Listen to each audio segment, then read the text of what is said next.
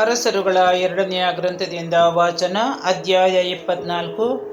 ಯೆಹೋಯಾಕೀಮನು ಅವನಿಗೆ ಅಧೀನನಾಗಿ 3 ವರ್ಷಗಳಾದ ನಂತರ ಅವನಿಗೆ ವಿರುದ್ಧ ದಂಗೆ ಎದ್ದನು. ಸರ್ವೇಶ್ವರ ತನ್ನ ದಾಸರಾದ ಪ್ರವಾದಿಗಳ ಮುಖಾಂತರ ಮುಂತಿಳಿಸಿದ ಪ್ರಕಾರ ಜುದಿಯ ರಾಜ್ಯವನ್ನು ಹಾಳು ಮಾಡುವುದಕ್ಕಾಗಿ ಬಾಬಿಲೋನಿಯ, ಸಿರಿಯ, ಮೋವಾಬ, ಆಮೋನ್ ದೇಶಿಗರಾದ ಸುಲಿಗೆಗಾರರನ್ನು ಕಳುಹಿಸಿದರು.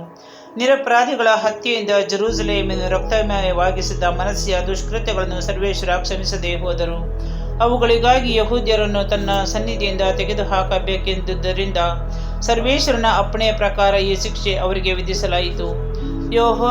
ಯೆಹೋಯಾಕೀಮನ ಉಳಿದ ಚರಿತ್ರೆ ಹಾಗೂ ಕಾರ್ಯಕಲಾಪಗಳು ಜುದಿಯ ರಾಜರ ಇತಿಹಾಸ ಎಂಬ ಗ್ರಂಥದಲ್ಲಿ ಲಿಖಿತವಾಗಿವೆ. ಅವನು ಮೃತನಾಗಿ ಪಿತೃಗಳ ಬಳಿ ಸೇರಿದನು. ಅವನ ಸ್ಥಾನದಲ್ಲಿ ಅವನ ಮಗ ಯೆಹೋಯಾಕೀನನು ಅರಸನಾದನು. ಬಾಬಿಲೋನಿನ ಅರಸನು ಈಜಿಪ್ಟಿನ ಪ್ರವಾಹಕ್ಕೂ ಯೂಫ್ರೆಟಿಸ್ ನದಿಗೂ ಮಧ್ಯದಲ್ಲಿದ್ದ ಈಜಿಪ್ಟ್ ರಾಜನ ಎಲ್ಲಾ ದೇಶವನ್ನು ಸ್ವಾಧೀನ ಮಾಡಿಕೊಂಡನು. ಅಂದಿನಿಂದ ಈಜಿಪ್ಟಿನ ಅರಸನು ತನ್ನ ದೇಶದಿಂದ ಈಚೆಗೆ ಬರಲೇ ಇಲ್ಲ. ಜುದಿಯದ ಅರಸ ಯೆಹೋಯಾಕೀನ.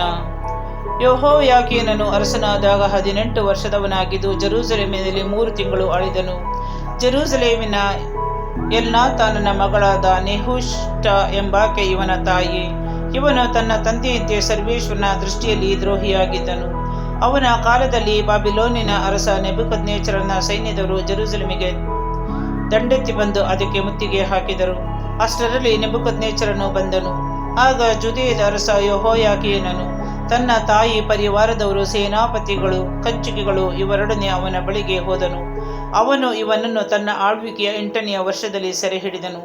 ಇದಲ್ಲದೆ ಸರ್ವೇಶ್ವರ ಮುಂತಿಳಿಸಿದ ಪ್ರಕಾರ ಅವನು ಸರ್ವೇಶ್ವರನ ಆಲಯದ ಹಾಗೂ ಅರಮನೆಯ ಭಂಡಾರಗಳಲ್ಲಿದ್ದ ದ್ರವ್ಯವನ್ನೆಲ್ಲ ದೋಚಿಕೊಂಡು ಹೋದನು. ಇಸ್ರಾಯೇಲರ ಅರಸನಾದ ಸೊಲೊಮೋನನು ಸರ್ವೇಶ್ವರನ ಆಲಯಕ್ಕಾಗಿ ಮಾಡಿಸಿದ್ದ ಬಂಗಾರದ ಎಲ್ಲ ಆಭರಣಗಳನ್ನು ಮುರಿದುಬಿಟ್ಟನು. ಜೆರುಸಲೇಮಿನಲ್ಲಿದ್ದ ಎಲ್ಲ ಪದಾಧಿಕಾರಿಗಳನ್ನು, ಯೋಧರನ್ನು, ಕಮ್ಮಾರರು ಮೊದಲಾದ ಕೈಗಾರಿಕೆಯನ್ನು ಒಟ್ಟಾರೆ 10,000 ಜನರನ್ನು ಸೆರೆಗೊಯ್ದನು. ನಾಡಿನ ಜನರಲ್ಲಿ ಕೇವಲ ಬಡವರನ್ನು ಹೊರತಾಗಿ ಬೇರೆ ಯಾರನ್ನು ಬಿಡಲಿಲ್ಲ. ಅವನು ಯೆಹೋಯಾಕೀನನು, ಅವನ ತಾಯಿ, ಹೆಂಡತಿಯರು, ಕಂಚುಕಿಗಳನ್ನು, ನಾಡಿನ ಪ್ರಧಾನ ಪುರುಷರು ಇವರನ್ನು, 7,000 ಮಂದಿ ಯೋಧರನ್ನು, 1,000 ಮಂದಿ ಕಮ್ಮಾರರು ಮೊದಲಾದ ಕೈಗಾರಿಕೆಯವರನ್ನು ಜೆರುಸಲೇಮಿನಿಂದ ಬಾಬಿಲೋನಿಗೆ ಒಯ್ದನು. ಅವರೆಲ್ಲರೂ ಪುಷ್ಟರು, ರಣವೀರರು ಆಗಿದ್ದರು. ಬಾಬಿಲೋನಿನ ಅರಸನು ಯೆಹೋಯಾಕೀನನಿಗೆ ಬದಲಾಗಿ ಅವನ ಚಿಕ್ಕಪ್ಪನಾದ ಮುತ್ತನ್ಯ ಎಂಬುವನನ್ನು ಅರಸನನ್ನಾಗಿ ನೇಮಿಸಿ ಅವನಿಗೆ ಚಿದ್ಕೀಯ ಎಂದು ಹೆಸರಿಟ್ಟನು. ಜುದಿಯದ ಅರಸ ಚಿದ್ಕೀಯನು. 21 ವರ್ಷ ತುಂಬಿದ ಮೇಲೆ ಅರಸನಾಗಿ ಜೆರುಸಲೇಮನ್ನು 11 ವರ್ಷ ಆಳಿದನು. ಅವನ ತಾಯಿ ಲಿಬ್ನದ ಯೆರೆಮೀಯನ ಮಗಳಾದ ಹಮೂಟಲ್ ಎಂಬಾಕೆ.